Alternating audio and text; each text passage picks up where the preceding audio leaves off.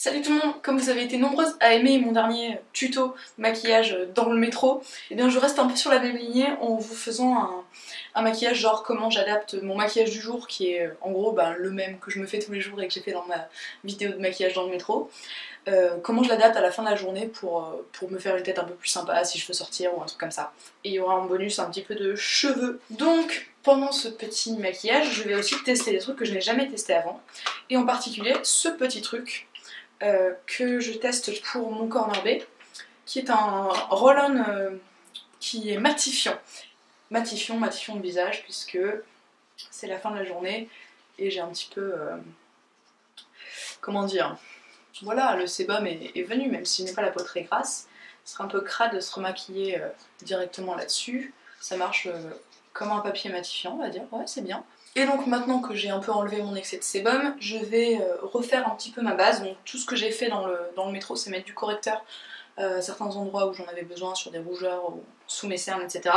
Et là je vais essayer de faire un truc un petit peu plus sympa. Donc j'en mets un tout petit peu, mais vraiment un tout petit peu, parce que sinon ça va vite faire keki de remettre du maquillage sur du maquillage. Donc je mets un petit peu sur mon pinceau 45 de Sephora que j'adore. Et je viens juste unifier légèrement mon teint. Et donc là je tapote plus que j'étale, histoire de pas trop déplacer éventuellement les corrections que j'ai fait en dessous. Voilà plus ou moins pour la base, et je vais faire quelques petites retouches de correcteur. Je finis petit à petit mon ancien éclat de chez NARS, que j'aime toujours autant, hein, même si j'en ai découvert d'autres que j'aime bien. Celui-ci est toujours très bien, donc là il y a quelques petits boutons qui ont repointé le bout de leur nez. Et je vais estomper ça avec mon nouveau pinceau préféré pour estomper le correcteur et l'anti-cerne, qui est un de chez Sephora que j'ai acheté, qui est le 57 Pro machin truc. Il est vraiment... ils font la matière merveilleusement bien, et en plus il est assez gros, donc pas trop pénible, genre pas... on fait pas trop dans le détail, on ne devient pas fou de la perfection, c'est ce que j'aime bien. Alors continuons un petit peu la base des premières impressions avec ça que j'ai acheté aujourd'hui, achat totalement induit par Justine de Beauty by Justine. Merci Justine. Et je suis passée chez Paul & Joe, d'ailleurs elle dit Paul & Joe et moi je dis Paul & Joe. Choisissez votre team, non je déconne. Un blush un peu bronzer, et quand je l'ai essayé je me suis dit waouh, ça c'est le truc de l'été, c'est le truc de la déesse grecque ça. Et donc déesse grecque, allons-y, il a l'air bien pigmenté, donc je vais prendre mon duo fibre de Real Techniques, je vais me bronzer la gueule en mode... c'est un peu genre, c'est mi-bronzer, mi-blush ce truc, c'est vraiment genre le truc qui fait soleil, quoi. C'est ça, le truc qui fait soleil. Puis alors je vais en mettre un petit peu aussi là, comme ça sur mon front, pour faire vraiment l'effet soleil. Je vais pas partir sur un contouring ou un truc comme ça. Pas mal, pas mal, pas mal. Genre, la meuf elle se regarde et elle fait mais dis donc, mais c'est un peu mignonne toi. C'est pas ça que je voulais dire, je suis juste très contente de ce blush. Oui, je l'aime bien, je justifie mon achat, j'ai acheté un truc bien. Alors, ensuite, je vais refaire un petit coup de sourcil parce que là, ça se bat un petit peu en cacahuète. Donc j'ai mis du crayon ce matin, mais en gros, je vais passer quand même un coup de brosse histoire de pas être trop dégueulasse, mais je passe un petit coup de goupillon et puis après je vais y aller avec mon ombre à sourcils du moment qui est le Charcoal Brown de chez MAC. Toc toc toc. Et alors pour les yeux, j'ai un petit projet les gars, un petit projet. Là j'utilise ma petite So What de Benecos, qui est devenue en gros mon ombre à paupières préférée de tous les jours. Juste le petit champagne légèrement bronze, parfait, qui va à tout le monde, qui est juste assez pigmenté pour être joli, juste assez pas pigmenté pour pas être casse-gueule, enfin vraiment ça s'applique comme un charme, aucun souci. Et en plus il est bio, donc youpi.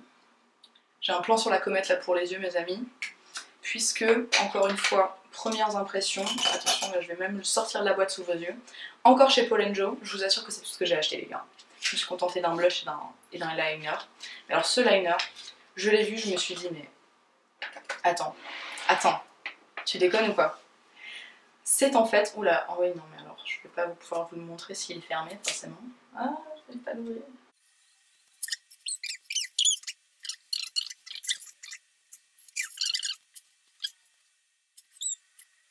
La meuf qui a jamais autant galéré de sa vie pour ouvrir un truc. Bref, petit liner avec une pointe super fine. Whoopie-woo. Petite bille à l'intérieur pour bien le mélanger. En plus, il ferme, mais d'une façon genre clic. Oh, génial. Donc, Quel est l'intérêt de ce truc? C'est que c'est un marron, mais pas juste un marron. C'est quand je l'ai mis sur ma main, je me suis dit ok, ils ont un noir, un marron. En fait, le marron, une fois qu'il sèche, il a des reflets un petit peu bleu canard dedans.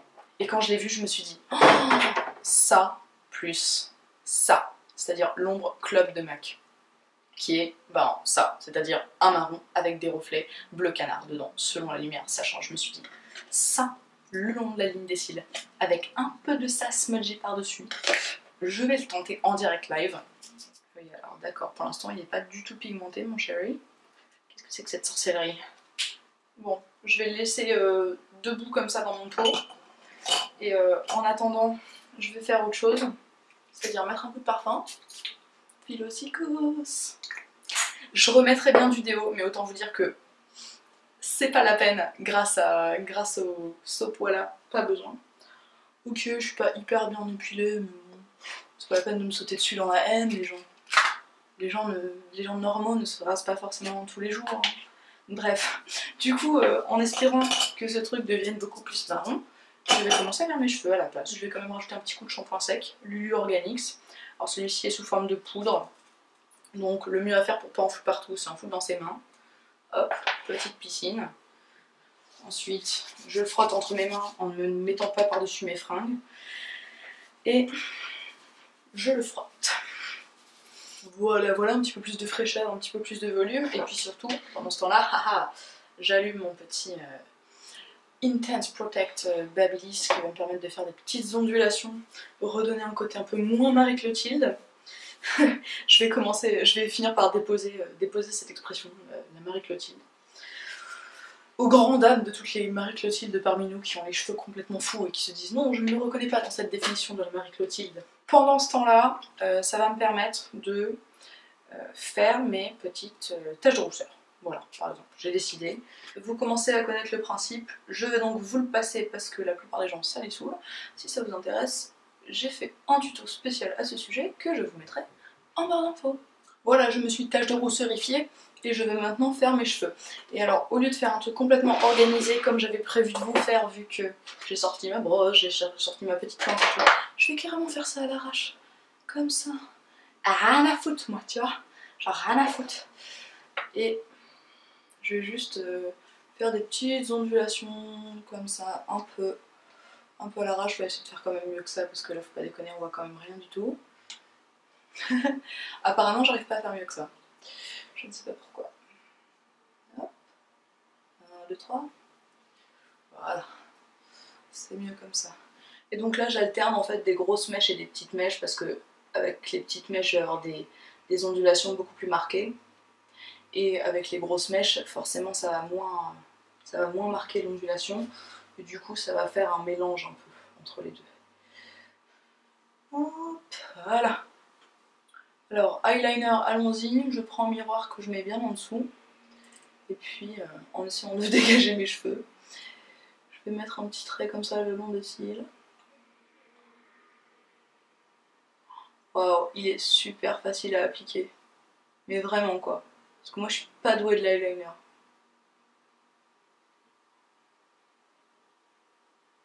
Waouh. Mais là je suis impressionnée quand même. Franchement, mon trait est parfait. Mon trait est parfait quoi. Waouh. Hyper facile à manier. Les poils sont flexibles mais juste ce qu'il faut. C'est-à-dire quand c'est trop flexible après on n'arrive pas bien à faire une ligne bien droite. Mais là si, vraiment, vraiment ça c'est pas le truc que je sais bien faire l'eyeliner. Je suis pas du tout douée pour le faire. Et celui-là il rend le truc hyper facile. En plus je le fais sur des yeux déjà maquillés, donc avec déjà du mascara. Ce qui est pas du tout le truc le plus facile à faire. Bon, en rajoutant des couches sur des couches sur des couches, on arrive à un marron plus foncé. Ouais, c'est ça, ils arrivent les reflets. Ils arrivent, ils arrivent. Alors je sais pas s'il faut en mettre des cases sur les yeux, ou si c'est juste parce qu'il est neuf. Et qu'il faut attendre un peu qu'il s'irrigue. Mais en tout cas voilà, je suis ravie. Waouh. Les gars, j'ai jamais aussi bien fait un trait de liner aussi vite quoi. Je prends un petit pinceau EcoTools qui s'appelle Smudge. Et je vais juste le mettre par-dessus. Afin d'adoucir un petit peu le trait. Alors ça c'est vraiment un truc hyper facile, justement pour passer d'un maquillage de jour à un maquillage de soirée. Un trait de liner, un peu d'ombre smudgée sur le trait, et en avant. À la limite, si vous vous sentez aventurière, vous pouvez rajouter des faux cils ou un truc comme ça. Je pense que je vais prendre un tout petit peu de ce club sous les yeux aussi. Pas grand chose, mais juste une petite ombre là. Toc toc toc. Côté extérieur. Un peu plus œil des biches. Et voilà pour le maquillage des yeux, mes amis, c'est très simple. Et puisque je continue dans le délire des premières impressions et tout ça, j'ai fait une vidéo de produits décevants récemment. Et sur certains produits, vous m'aviez suggéré d'essayer des produits d'une autre façon. Donc je vais le faire en direct live devant vous. Le premier truc qui m'avait déçu, c'était le Bare Study de MAC, qui est un truc normalement qu'on se met sur les yeux, mais qui en gros ne se voit pas. Et du coup, vous m'aviez dit, bah, essaye-le en enlumineur. Donc c'est parti. Je le mets au doigt, j'espère que ça va pas trop effacer mes taches de rousseur, j'aurais dû le faire avant, mais tant pis. Donc ouais, c'est pas horrible, mais il y a quand même un petit effet de matière, donc éventuellement, pourquoi pas. Et deuxième chose, cet enlumineur, du coup, de Benecos, que je ne trouvais pas assez marqué. Et vous m'avez dit, peut-être essaye-le en poudre, ça fait une poudre assez lumineuse, un peu comme la Mineralized Skin Finish de MAC, ça pourrait être sympa. Donc je vais essayer, en espérant que je ne vais pas briller trop de mille feux quand même. Alors là, non, là je mets mon veto, mes amis. Parce que en gros, les particules brillantes sont pas assez fines à l'intérieur. Du coup, ça me fait un effet paillette sur le front. Petite paillette, je vous l'accorde, mais paillette quand même. Pour finir mon maquillage, je vais peut-être me faire une petite bouche quand même. Voyons voir. Je prends le Lasting Finish de Rimmel en couleur Indian Pink. Et je vais faire toute ma bouche avec ça déjà. Alors oui, je déborde sur la ligne du haut de mes lèvres, mais je le vis bien, je le fais exprès. Bon, normalement je suis un peu en train de filmer là quand même. Bon, je vais faire un mélange de couleurs, je suis comme ça aujourd'hui, un peu gauche tutti frutti, tu vois, avec ce truc de Alice Face qui est trop bien, et qui est orange pour le coup, donc orange sur fuchsia. On va voir ce que ça donne. Attention.